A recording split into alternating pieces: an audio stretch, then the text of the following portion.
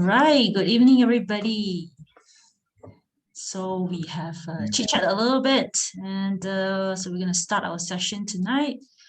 Here we are again on our Saturday session and ask the experts today's topic. It's about anger response and management, right? And what perfect timing it is to actually talk about it, because I think during the impending lockdown back to March 2020, right? And it's very important to, it's no longer about putting our emotions aside. It's about understanding the triggers. And here we are in this session brought to you by Fit Unit and PRKPP. We have Prof. Muhammad, our mental health expert. We discuss on this platform about not only physical health and also mental health, because physical health we can see, you know, if you're hurt, you're wounded, you're bleeding, but mental health is something that it's much of an inner work, right? And so yeah, so just a brief introduction to the participants that probably first time joining us, just to let you know that actually we've been doing this for a while. Last year alone, we actually completed about 18 sessions, so 18 weeks, 18 Saturdays we spent together, you know, talking from the new norm, and then we were talking about a bit about dengue. We speak about children upbringing, how to clear your mind, wellness at work, how do we stand united against COVID-19. We spoke about happiness, self-control, self-mastery, and we spoke about communication. And yeah, and this year we actually spoke, you know, we started off with, you know, 2021 resolutions. We touched base a bit about, are you angry with COVID-19? So today we are going to actually talk about anger response and management. So here we are, and welcome everybody. And yeah, the floor is yours, Prof. Okay, thank you, Felicia. Assalamualaikum warahmatullahi wabarakatuh. Very good evening to everyone who's here tonight, and I hope we get more and more participants. Right, let me just share my slide to start with regard to this topic.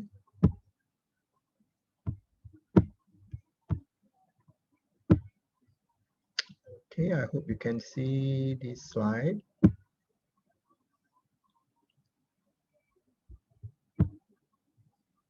All right. So basically, this is the face. If you did not recognize how angry you are, this is one of the way you can see it, actually watching yourself in the mirror. So why are you angry? What are you so angry about? Who are you angry at? So we know that now we are in a situation again, we are back into feeling threatened by COVID-19. And on top of that, it appears that we are fighting in a way, possibly a losing battle again and again, repeatedly over the last 3 waves or so. So it is true that we are angry somehow towards something. So let us just understand what it is all about to start with before we go into how we can feel better and how we can get back ourselves to be calm. So the question is, before we can go ahead, we need to understand what is temperament. Okay, basically temperament is our pattern of behavior, how we always respond to situation. And in this case, it is our nature, our usual way of thinking, our usual way of behaving, and it is always in a way instinctive. That means it's natural, it is innate, it is within ourselves. It can also be learned actually. So basically another definition for temperament is our nature, our disposition, our character, right, and our attitude. Those are the things that we have been using interchangeably. So do you know and why we need to know our temperament? It is important because it can help us to understand ourselves better. It can make us appreciate things more, and it can appreciate what we have. And also we can appreciate the differences that we have with other people around us. And by knowing all this, then we can actually find ways to do what we call bridging these differences. And hopefully we can always live peacefully with people around us, with the situation, with so much our surrounding and our environment. So another important word that we need to know is anger.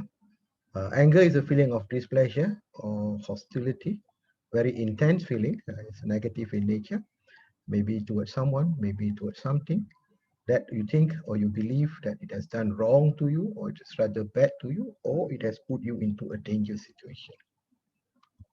And another way that you can feel agitated or hostile, and you become very aroused with very intense emotion, physiological response, cognition,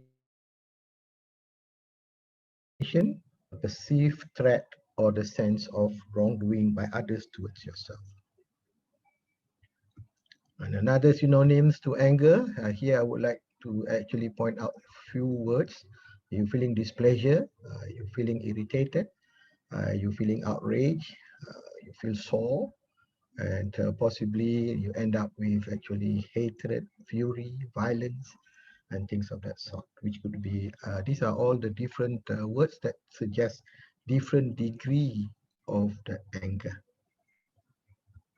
And here, if you were to know your anger, you first you started with a calm situation within us,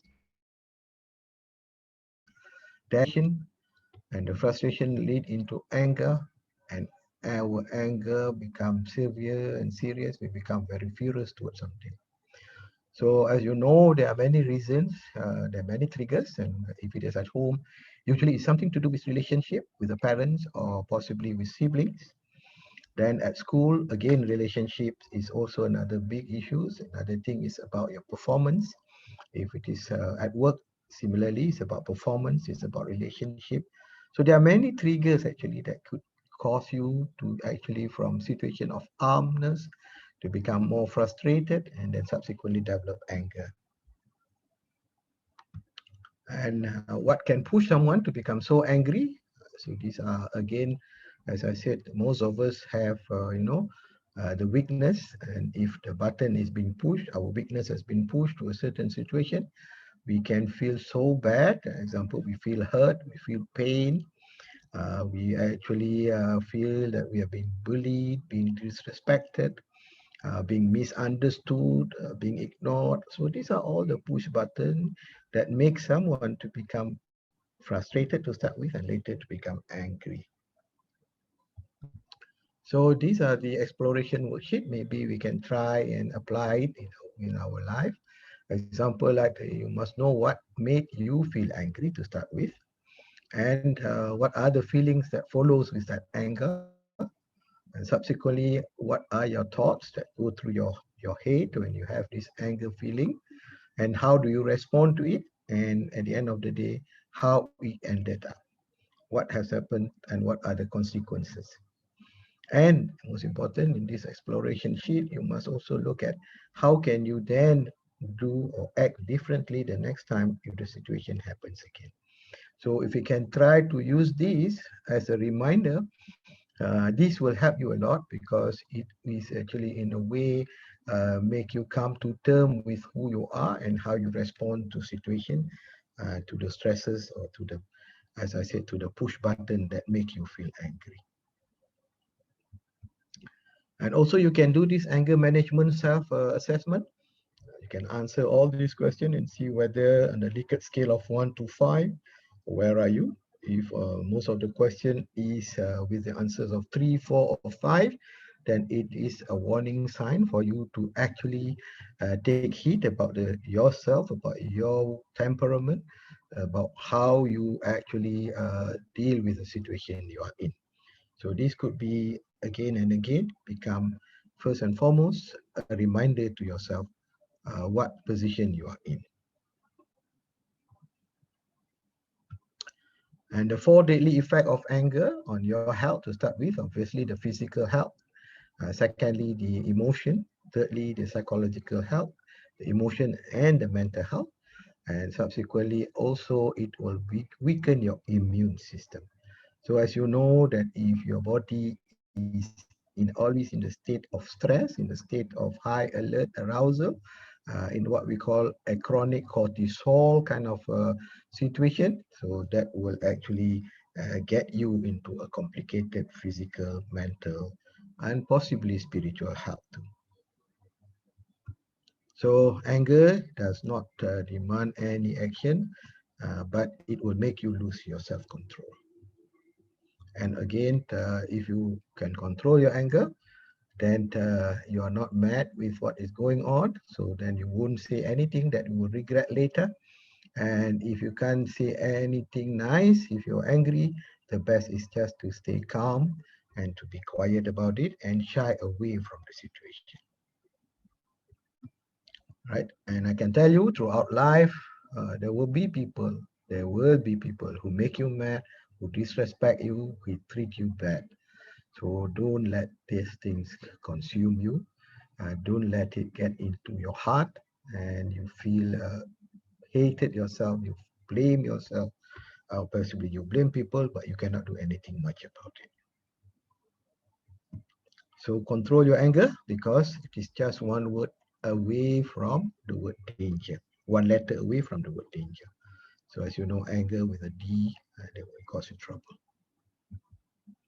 So first and foremost, maybe you can practice this. This is what we call positive self-talk when you are angry. And I would like you to actually look at some of these so-called self-talk, right? And one of it is here when I pointed, it's okay to feel angry right now, but it is important to stay calm. You must always remind yourself to stay calm, right? And you always remind yourself also, I'm not going to let this person, this situation get to me. I want to stay in my control.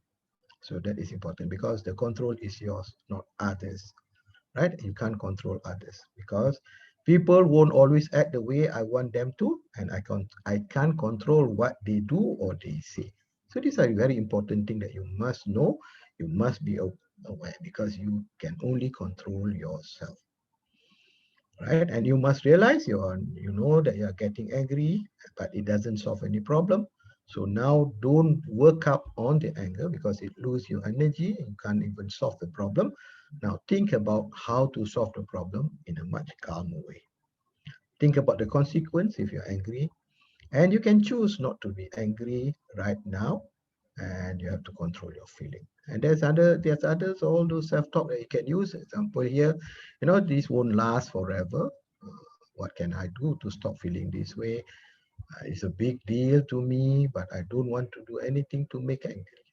So the issue here is we are talking about self-control, the ability to control your emotion and behavior. So first and foremost, again, if you can use this as your checklist, right? What make you have a tendency to lose control? And when you lose control, what did you do? For example, you scream or you call names or you hurt yourself.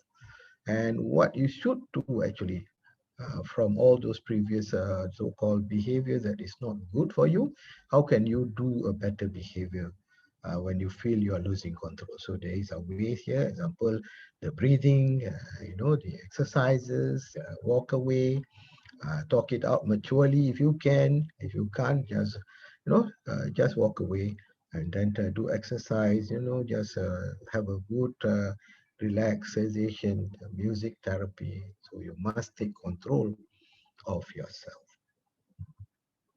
So what most important here I would like to highlight is sometimes the worst thing that could happen to anyone is when you are angry at yourself. What will happen when you are angry at yourself? So usually one of the things that make you angry at yourself is you are still living in the past, and the past is actually controlling you.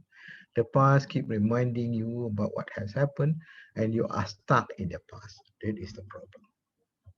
So, and I would worry is that nowadays, if you see quite a number of our younger generation, the youngsters, when they get angry, they decide to actually harm themselves.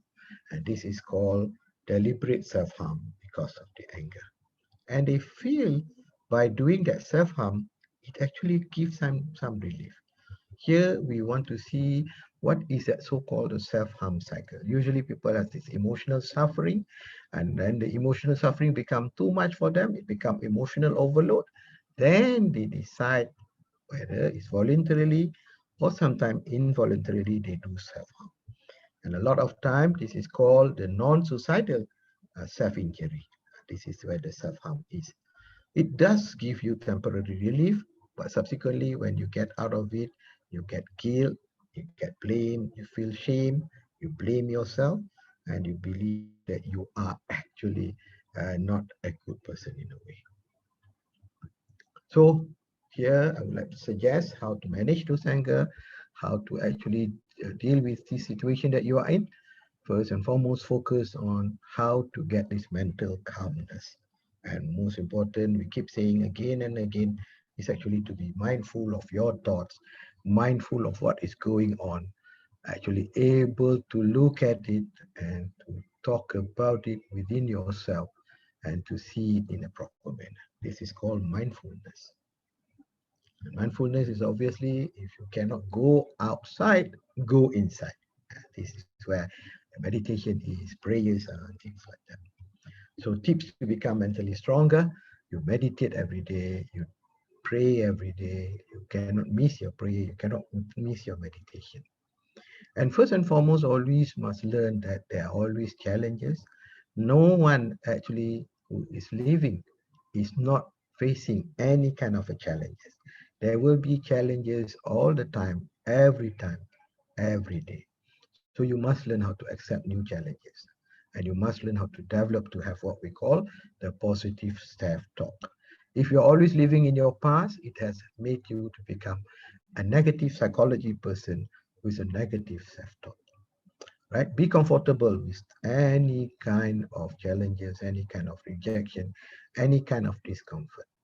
And most important, if you want to be able to face this situation, you must be able to take care of your physical health. When you are fit, your physical is fit, your psychology is fit, your spiritual is fit, then you can face any kind of a social, environmental stimulus that make you to be felt threatened by the stimulus.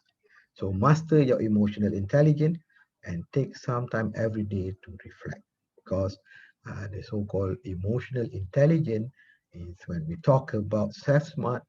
The only thing to be better to improve yourself in your self-smart is to do self-reflection every day. So 6 things strong people do, mentally strong people do: they always move on. They don't waste time feeling sorry for what has happened for themselves. They don't self-blame. They don't have self-guilt. They don't stay in the past. They embrace change. They welcome challenges. And to stay happy, they don't waste their energy on things that they can't control. They must be fair to themselves. They must be kind to themselves to start with, and they must not be afraid to actually speak up when things are correct, when things are true. They have to learn how to say it out. And this is where we call assertiveness. And they're also willing to take calculated risks. So usually being assertive, you take risks. You know how to take risks. You know how to calculate the risk. And they celebrate other people's success, and they do resent the success because they are not jealous of other people. Most important is actually the issue of here is your own self. You are actually fighting with yourself, not with other people. The challenges is from within, then you must learn how to overcome it yourself. And if you can't, obviously, you must get help. There are 13 things that mentally strong people don't do. They don't waste time feeling sorry for themselves. They don't give away their power. They don't shy away from change. They don't waste energy on things they can't control. They don't worry about pleasing everyone. They don't fear taking calculated risks. They don't dwell on the past. They don't make the same mistakes over and over. They don't resent other people's success. They don't give up after the first failure. They don't fear alone time. They don't feel the world owes them anything, and they don't expect immediate result. So these are all these mentally strong people have. So how to keep calm, how to boost your happiness? Obviously, these are the tips possibly to maintain your mental health, to reduce the stress. You must have element of relaxation technique, therapy, possibly create hobbies, new hobbies, and do many things. Find new ways of actually becoming more and more relaxed. Change your thinking from negative to positive. Change your psychology. Go for love therapy. Go for music therapy. Do exercise. Nowadays, possibly we can't travel, but we can still travel virtually. We can see places virtually. We can enjoy and get ourselves immersed in those kind of a virtual travel. We can also meditate. We can also manage time. And on top of that, we also need to have a good sleep, because sleep is a cardio exercise for the brain. And a great day start with a good night.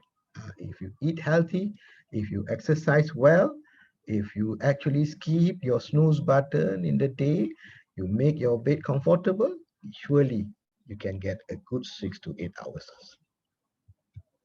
And the outcome of that will be you have better energy, you have sharper concentration, you can make decisions better, you improve your memory, you can manage your stress, you feel good within yourself, the body, the physical health, and your immune system has improved because of that proper sleep. So if you need help, obviously you must get help. You cannot just hide yourself away. You cannot just feel that you are weak so that must not show to others. You must shy away because you don't want people to know what is the thing that is going on with you. And that is where you will never get out of that situation. Get help. And we are here to help you. So get in touch with us. That's why we are having this kind of forum for every one of us to actually tell other people that we are around to assist. Get support. We are here to help you out. Okay, I think that is my last slide. So I will stop the sharing and will pass it back to Felicia for our discussion. All right, Prof. Thank you so much. I think that was yeah, I just like to there's this question, right? I think because you mentioned sleep is I it sort of like piqued my attention. You said Mhm. sleep is a cardio Yeah, for hold on. You meant the last few slides, right? You mentioned yeah, that. yeah. I think that's really good. Sleep is cardio for the brain. Mhm. So, okay, there's also this saying, right? You don't go to bed angry. Yeah, So you can't just sleep it off. So how, what is your suggestion? Maybe I start off the ball rolling. So if anybody yeah. has questions, they can also unmute their mic and ask. Also leave it in the chat box. And if you're watching from Facebook, you can also ask us question. We speak about anger, response, and management. Mhm. So yeah, Prof. Yeah, with regard to sleep, obviously, when you are at the height of your so-called arousal state, when your mind is really cluttered and confused and muddled and a lot of issues there. So that's why you can't get a good sleep, obviously. All right. Some of us will, I mean, like medically, psychologically, we may assist you to sleep with medication, but that doesn't really help because then you are stuck with the medication only to sleep. So the next best thing, as I said, to get that good sleep is to start to learn how to be mindful about things every day. Hmm, It's not only that particular night that you must learn how to be mindful, but if you know those things that I mentioned earlier, how to clear your mind, how to look at those things, how to see it, how to put it away, how to use your so-called ego defense mechanism, the positive one, the mature one, the adaptive one, not the immature, not the neurotic. You must learn all these things. You must be able to practice every day the way you see things, the way who you are. That's why all these important components that I mentioned from the very beginning, you must know who you are, your temperament. You must know how you look at things, then how at the end of the day you respond to things. So only then you can get a good sleep. So if until unless you have all these prepared for yourself, so obviously you can't get that sleep.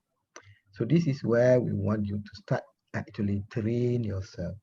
Be very mindful about who you are, how you think about things, how you see it, what is your so-called anger situation, how you perceive those anger.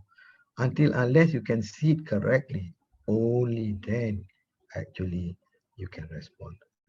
I've got a question here. Somebody asked me, is it a mental disorder? Angry, if it is too much, is it a mental disorder? It is not. It is a normal reaction. The only thing that the emotion is heightened, the emotion is too much. Unfortunately, if it is getting prolonged, and that possibly you end up with what we call a personality trait. They call it impulsive, explosive response to your anger. So we don't want that to happen. So if it is does happen already, you may have what we call a personality, which is explosive in nature, aggressive in nature. Still, still we can refine that personality. All right, it is not yet into any kind of a psychiatric disorder yet. Mm. So if you want to go into psychiatric disorder, example, anxiety, depression, psychosis, and all those, it is not there yet. So that means we can still deal with it. The only thing is that when do you want to start dealing with it? This is the issue. So Mm. it's a normal emotion. It Right. is only how you respond to it. There's a question from the floor saying that her coping mechanism is through workout, but since MCO 3.0, the gym is closed, hence I lost my motivation. How do I get it back? Any suggestion on this? Okay. Basically, this is where we are worried if somebody is dependent on something. Always remember this. You can't depend on things to get things done for yourself. Mm. You say, I can only do it better if I need that gym, when the gym can be anywhere, everywhere. So it is actually a matter of how your perception is. So a lot of people are giving possibly, as I said, a wrong understanding that they need to have a proper equipment to exercise. I think Coach Francis and Felicia, you can tell us that actually you can even do much, much better gym work at home by doing the house chores itself, by being able to do, I mean, all of us knew about it. But the only thing is we are so worried about, okay, we may not get equally than what we thought it must be supposedly to be in a proper situation. I think we have to do away with that now because there will be in our lifetime, we will never get all those comfort of trying to get things the better way we hope for. Mm. Nothing will be of that nature. No perfect timing, right? No And perfect. yeah, and Because one of it is the way we look at it. It is our, right. actually it's our mindset, what is Mm. going on. So I think example like maybe Coach Francis and Coach Felicia, you can tell audience how actually we can benefit the situation that we are in even at home. What kind of exercises is it? But to me, it started with the mind. To me, it started with your perception. To me, it started with your attitude towards it. Right. So yeah, I really like to add on, when you mention mindfulness to overcome, anger or triggers, all most of us think that mindfulness is about sitting, we picture a monk closing his eyes and meditating and floating in the air, right? So that is the usual perception. I think one of the, something that I read recently, what mindfulness really is, I think, Prof, maybe you can confirm it. It's also just not just meditation. It is, meaningful time with your loved ones, facing out emotions and acceptance, exercise and physical activity, sometimes just doing nothing sometimes, and anything that makes you happy. Um, Uh, Being mindful is actually by definition mhm. is just being in the present, being aware of the moment, Yeah. knowing what moment you are in. Actually, that is what mindful is. I mean, it doesn't matter what are the situation, what are the activity, but being mindful, example, you're already mindful. Okay, I'm beginning to start to feel angry, Agitated, angry. agitated, irritated. I'm beginning to start have that kind of feeling. So being mindful about it, this is where you must learn how to actually look at it in a better way. Should I get angry with it? Should I actually dwell into this kind of emotion? So that is being mindful of the moment. So whatever you are doing, example like mindful of while you are eating. So a lot of people eat without even feel the pleasure of the eating. Sometimes the taste The also they food. can't even, yeah, the food, they don't even feel it. They don't Mm, even, they did have all the taste, they did have all the senses, but they did not appreciate it because they were doing in a hurried manner. And this is also being mindful of your walking, being mindful of your thoughts, being mindful of your sitting, being mindful of whatever action is. So being mindful by definition is actually you are in the present at that very moment. You know what you are doing. You did not make any kind of a judgment. You did not respond to it in a very negative way. You just see it. If it is possible, you can let it go. You just let it go. If it is not good for you, if it is good for you, you can dwell into it and possibly enhance it further. So that is the definition of being mindful. So all things that you can do is actually you can be very mindful about it. Example, being like even present, I think, yeah. being in the present, Mm, being in the moment, because every moment matters. A moment makes makes another moment, and all that moments make the presence of that particular day. If a moment is successful, then every moment can be so successful, then the day is a successful for you yeah. because you ensure you are mindful about that moment. So because always remember this, mindfulness is only about 5% of your everyday living. If you are not trained to be mindful, the 95% you are mindlessness. And when you are in mindlessness, you don't really know what you are doing. You just go with the flow. You just follow your emotion. You just follow what are the thoughts. And that will go into that vicious cycle. It will become more and more thicker with difficult and negative thoughts because you are mindless about it. But Mm, if you are mindful, you can stop those kind of a so-called vicious cycle, which is not good even for yourself. And that's what mm. mindfulness is all. Yeah, being mindful about your emotions, especially if you are angry, you ask yourself, what is the cause of it? I think it's one of the first step to being mindful and acknowledging that emotion. Yeah, Yes. what a very interesting point, Prof. Yeah, there's another Mhm. question from the floor. It's like COVID, Mhm. go to bed by 11 p.m. But no matter Mhm. how I try, my mind and body cannot fall asleep. So this is like during the pandemic, right? I've tried self-foot massage, read a boring book, but nothing helped. What am I doing wrong? Do you know what was the thoughts that goes through your mind? You see, you can't have a good initiation of sleep if your mind is busy. That is the start, the beginning of, you have to learn how to quiet your mind. You tried everything, you tried the physical aspect of it, but your mind is still busy. So now learn how to look at your mind. What are you busy about in your mind? What are the thoughts that goes through your mind? To start with, if it is because of the pandemic, what can you do about the pandemic? Can you try to do something about the external factor that it is out of your control? Or what can you do about your own self, which is you are in control? So look at that.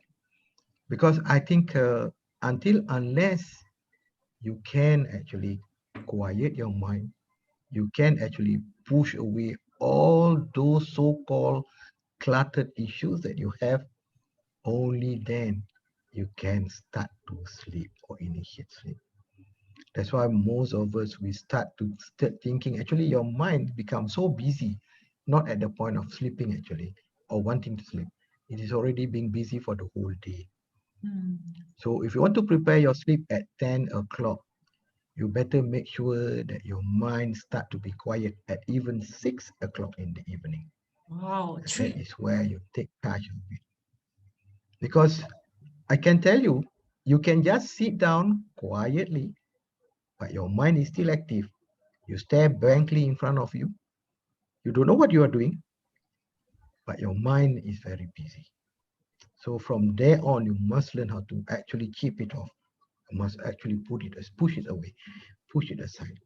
So it is not that once you only want to sleep, only then you want to try to quiet your mind. I can tell you, it's very difficult to initiate sleep.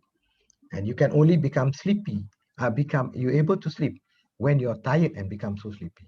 And that could be actually 4 o'clock in the morning. Because by then you're already so tired. And your mind also very tired, energy all drained. Only then you can sleep. And unfortunately, if now, fortunately, maybe now you can sleep to noon. But if you are supposed to work, obviously, like before, you can sleep only at 4. You have to wake up by 6 or 7.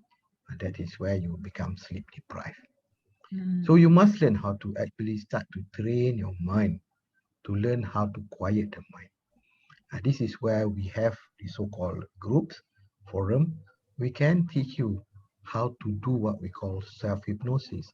We can teach you how to be mindful, to clear your mind of just things that is necessary and push away all the unnecessary thoughts, the unnecessary emotion. So this is where you need to do training. And I can tell you, even for me, sometime after practicing mindfulness, I'm still a rookie. I'm still immature. I'm still an amateur. So I can't be actually like the yogis or the Buddhists and things like that who can easily quiet their mind very well. So that means it is still hard work. You need to train yourself to be better. Okay? Because all the time our thought will be distracted by so many other thoughts. Always remember this, 70% or 90% of our thoughts are old thoughts possibly. And they keep coming back and disturb us because our mind is a bubble machine full of thoughts. It will just come up with many, many thoughts. If we allow it to happen, it will be non-stop. Yeah. So I hope that answered the question. Yep, I think yep, you answered it very well. Yeah, so I think instead of, I think one of the things we generally everyone uh tries to find a way to distract ourselves, have certain coping mechanism that we use to sort of distract us in that moment, but actually it's not helping us to go to the root of the problem, right? So what you've suggested is to really yeah, ask yourself and be honest to yourself, like what is the trigger? Like if it's the pandemic, what about the pandemic that you can actually do about it? Can you do anything about it? Can you should you stay angry and frustrated? Does it change anything? Yeah, so those are the questions that instantly, I think, when we practice that mindfulness, even 5% for a lot of us who are probably not so trained, we can improve that. I think, I mean, listening to this will probably give us a bit of like, okay, at least now we know how do we overcome it bit by bit by being, first of all, mindful. Is there any other tips that you can help us? Like people, we find ourselves like distracting ourselves with so many things, right? So besides being mindful, Hmm. what are some of the tips to overcome like anger or frustration um, Hmm. when it comes to, yeah, like before it controls us, because we know that anger is such a big word, right? You start by being agitated, angry, you had a fight, maybe your children at home is not listening to you, and so forth. So Hmm. before when you reach to the stage of anger, I think it can control you and it can become aggressive, and it becomes a little bit more than just a You normal become losing simple, control. yeah, losing control. So how do we Hmm. make sure that what are some of the tips that you can give us to make sure that we don't let it control us, we control it, right? Yeah. Okay. The answer to the problem is, remember that just now as I shared the continuum, it started with being a calm person, then you become frustrated with things, and that's when after frustration, only then anger come, and the anger got so heightened, it become furious. So to know that, that means if you're already angry, that means you must be frustrated to something. So that is where the issue here. Mm. If you know what are the things you're frustrated about, so try to list it down to start with. What are the things when we look at home? What are the things at home that bothers you? Work, what are the things that bothers you? Right? And then maybe social work and things like that. Those are the issues. Now, all right, for the moment, if you can think about what you can do about it. Example, like obviously socio-economic situation, we are really in dire situation.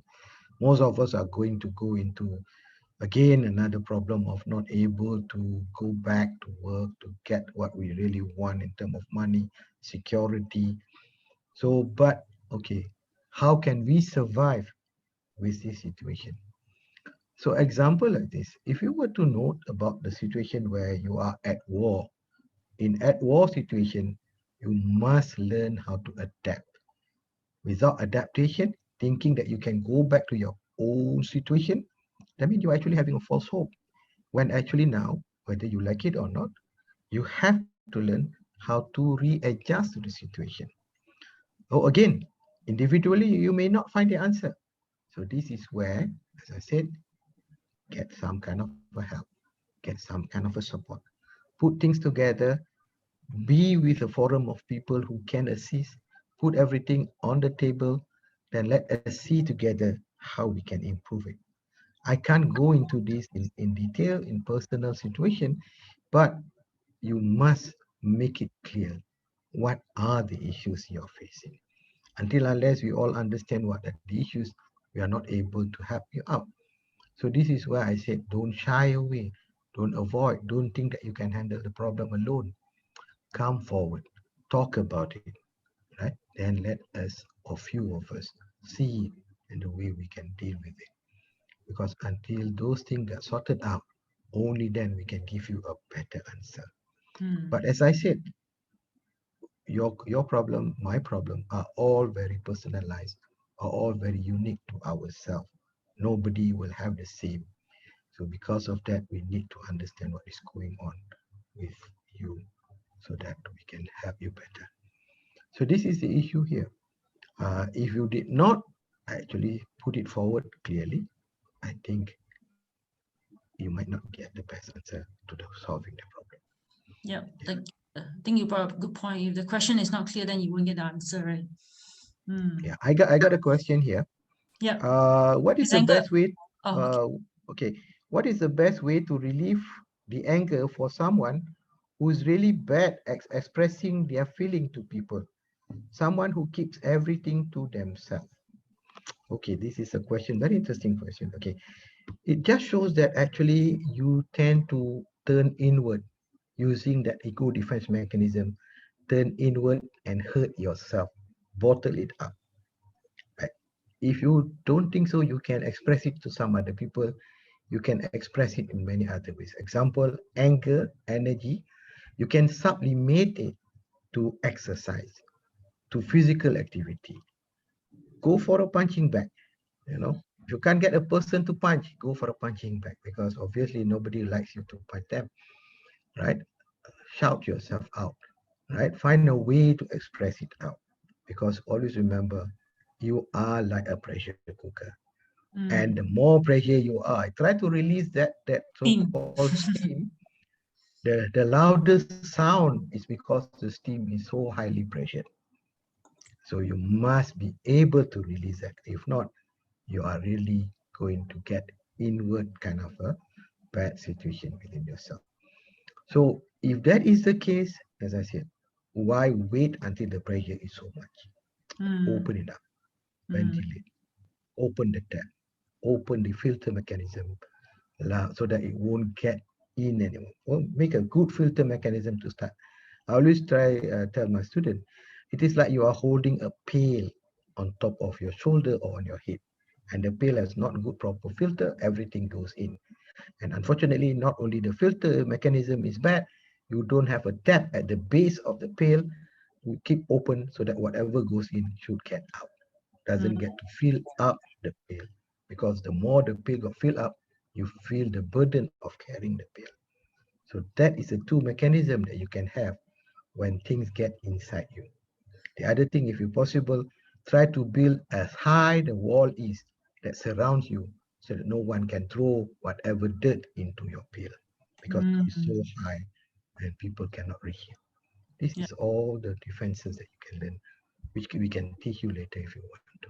You also know that 10% is it's that is what happens, and 90% is how you respond to it. I think what you're teaching us or what you're sharing with us is to respond rather than react. And that is very important. Okay, so maybe we'll take up like one last question before we end the session tonight. So is there any session? Is there any question? Sorry. Can I got a few questions actually. Someone Oh, okay. actually sent me question. Oh, nice. Okay. Why did people get stupid, impulsive when they're angry? Okay, this is fair. You know, emotion when you're overwhelmed, obviously you tend to lose control. When you tend to lose control, you do stupid thing. You are impulsive, you regretted what you will do or what Mm, you did. So this is the issue. So that's why mindfulness is very important. Don't get yourself into that situation where you end up being impulsive, where you end up doing stupid thing when you're angry. So be mindful again and again before you end up that way. And mm. then there's another question here. Your opinion on people who like to hurt themselves when they are angry. Why does it they don't feel that hurt much when they're angry, when they actually deliberately self-harm? It is the issue because your heightened arousal of sympathetic overstimulation. When your adrenaline is so high, even you cut yourself, you don't feel anything much. But you feel good when you see the blood coming out, maybe. You feel possibly the pain. You feel good, but you don't feel hurt because that is what you want. You want to get yourself not to feel numb anymore. So when you see it, you feel good. You don't feel the pain. You only feel the pain when you already actually lower your sympathetic overreaction. That will Mm, be much later. But before that, you don't feel it, but you have done the bad thing that you have. Unfortunately, what I can tell you frankly, doing deliberate self-harm or the so-called non-suicidal self-injury is when you end up in a hospital because people thought it was a suicide act and you get labeled for being a suicide person. yeah. And once it's been seen by others, it's very difficult to undo it because Mm, people already label you. right. So be careful about getting into that situation Mm, because after that, you feel, as I said, the self-harm cycle just now, you become self-blame, self-guilt. Once you get out of it, you don't feel anymore yourself in that manner. So mm, be careful about that, right? mm, So that is not the best way out. The best way out is actually to get people to listen to you, talk to people, right. and things of that nature. All right. Okay. Is that all, Prof, so far? I think it should be okay. I got quite a number of questions here. Okay, in your opinion about self-blaming, why did people self-blame when things are not their fault at all in the first place? Very interesting. Yeah, you know that it is not your fault, then why you blame yourself? It is because you already learn how to punish yourself, Mm, thinking that you are part of it, mm, believing that you are part of it. And sometimes it is because you sometimes blame because those aggressors or those bullies or those people, perpetrator who did that, make you believe that you are the one who's at fault. When actually you are not. They are the one. But they instill that idea in you and you mm, believe it. Unfortunately, this only happens when you are young, when you can't even think about it. And when you are young, you thought it was correct. That's why until you become adolescent, until you become adult, the belief stays. And it is mm, very difficult to undo it because it already being brainwashed kind of a thing. It's already being instilled within you. So these are the issue. That's why sometimes it is also good to know how this thing come about. As I said, the first 7 years of life is the most important 7 years of life. if you are being already programmed that you are the one who's at fault, you are the one who is no good, you are the one to be blamed, you are the one who needs self-punishment, you can never be better than you have been. So this will stay with you. It doesn't matter if you try very hard to actually undo it, because the first 7 years of life is the most important 7 years of life. But it doesn't mean it is too late for you to make any difference, because you just need to know it is there. We can then do what we call a new programming, a new recording. You can put away that old tape. We can produce a new tape, and you can use that new tape. And that is where we do what we call self-hypnosis. From the self-hypnosis, we can create a new program. We can create a new tape for you to use and push away the old tapes. So that is one. All right. And that some people, they keep continue doing all this, especially deliberate self-harm. And I say that is already addiction, because if you do the same thing over and over again, at the very first instant you're facing with trouble, that is called addiction, because you don't know how to get things out of it. So this is where addiction is all about. It becomes part and parcel of an addictive behavior. So be careful about that. All right. So I think that's about all the question that I had, and for to share with Right. you all. Because always Great. remember, you can do better than that. Nice.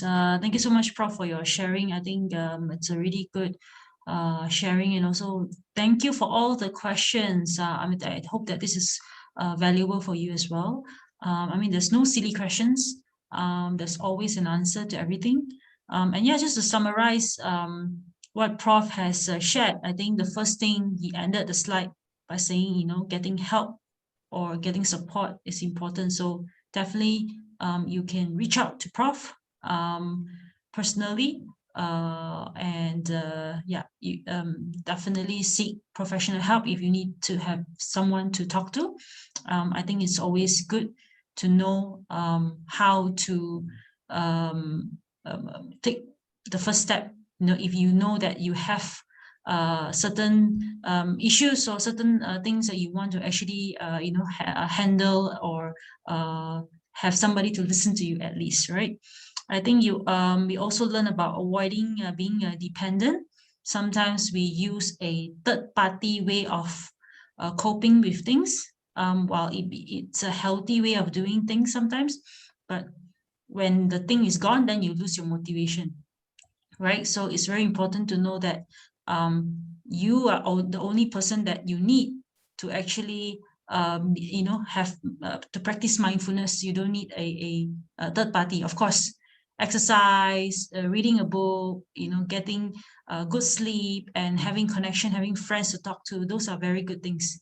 But if those things are no longer there for you to access to, for example, like the gym, or the access to go out, then we know that we have to work on practicing mindfulness and how to actually work towards overcoming anger, in this case, right? And also, yeah, and don't forget to let off some steam.